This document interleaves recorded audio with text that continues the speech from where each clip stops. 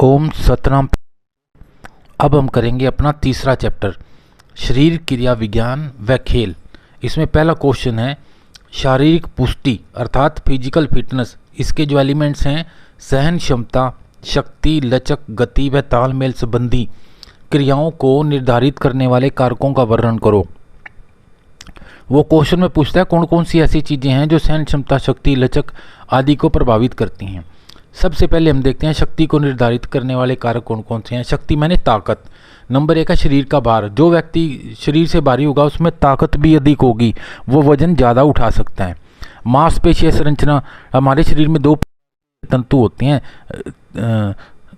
एक तो और एक धीमी गति वाले तंतु। जिस व्यक्ति के शरीर में तीव्र तंतुओं की संख्या अधिक होती है उसमें गति व शक्ति अधिक होती है, और जिसमें धीमी वाले तंतु अधिक होते हैं उसमें लचक और सहन क्षमता अधिक होती है। ठीक है, और लचक सभी घटकों में आप लिख सकते हैं।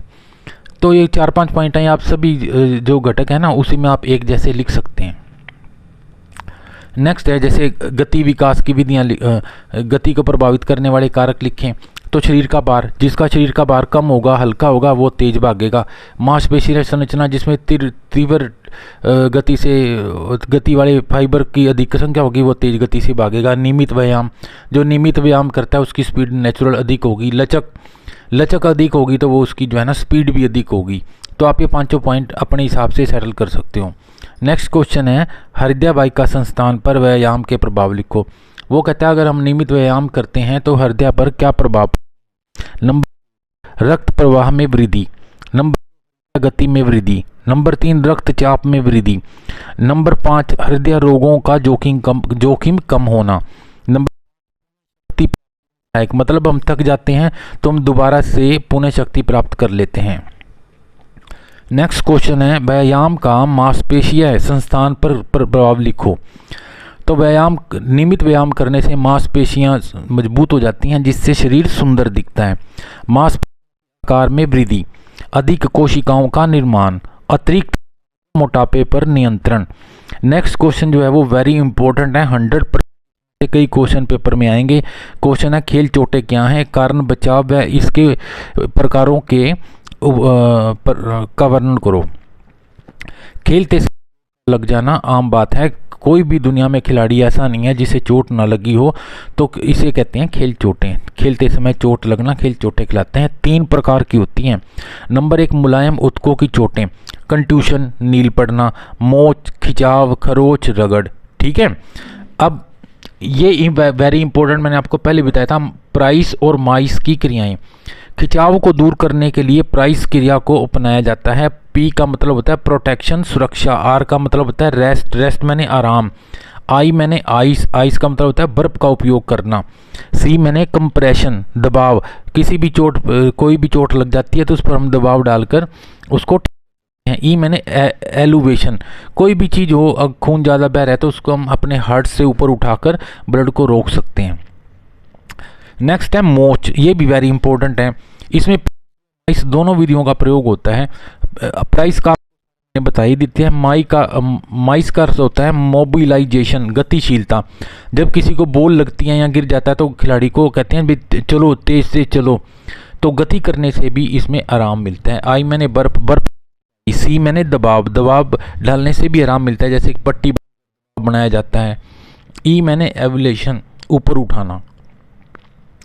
नेक्स्ट है अस्थियों की चोटें। नंबर 2 सरल अस्थिभंग सिंपल होता है जब कोई घाव नहीं होता और हड्डी टूट जाती है, इसे कहते हैं सरल अस्थिभंग। विषम अस्थिभंग क्या होता है जब हड्डी मांस को चीरकर बाहर आ जाती है, तो इसे कहते हैं विषम अस्थिभंग। कच्चा ग्रीन अस्थिभंग से बच्चों की हड्डियां सॉफ्ट होती हैं तो दबाव के कारण मुड़ जाती हैं, जिसके कारण इसे कहते हैं ग्रीन स्टिक फ्रैक्चर। नेक्स्ट है अस्थिभंग, जब कोई हड्डी कई जगह से टूट जाती है उसे कहते हैं बहुखंड अस्थिभंग। टूटकर दूसरी हस्ती में घुस जाए तो इसे पचड़ी अस्थिभंग कहते हैं। नेक्स्ट है हमारा विस्थापन, जोड़ों के विस्थापन। 4 नंबर 1 कंधे का विस्थापन, निचले जबड़े का विस्थापन, कंधे और कलाई का विस्थापन। अब वो नेक्स्ट क्वेश्चन पूछता है खेल चोटों के क्या कारण हैं।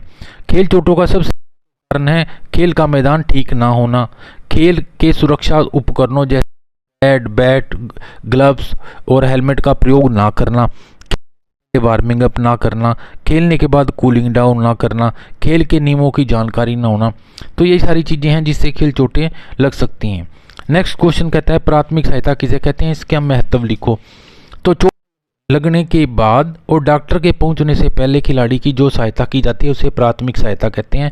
प्राथमिक सहायता के निम्नलिखित उद्देश्य होते हैं। नंबर 1, जीवन बचाना। किसी भी घायल खिलाड़ी को अगर हम टाइम देते हैं तो उसका लाइफ भी बच सकती है। नंबर 2, स्थिति गंभीर होने से बचाना। उसकी हम मान लो किसी को ब्लड निकल रहा है तो उसकी हम पट्टी कर देते हैं तो स्थिति गंभीर होने से बच जाता है। नंबर 3, घबराहट कम करना। किसी को बहुत ज़्यादा घबराहट हो जाती है खून को देख के या कुछ ऐसा देख के, तो उसको हौसला बढ़ाना, भाई करो कोई बात नहीं, ठीक है हम आपको हॉस्पिटल ले जाते हैं। तो घबराहट कम करना भी इसका प्राथमिक सहायता का उद्देश्य है। आप इसको अच्छी तरह से और वीडियो को सुन लेना। Thank you, have a great day.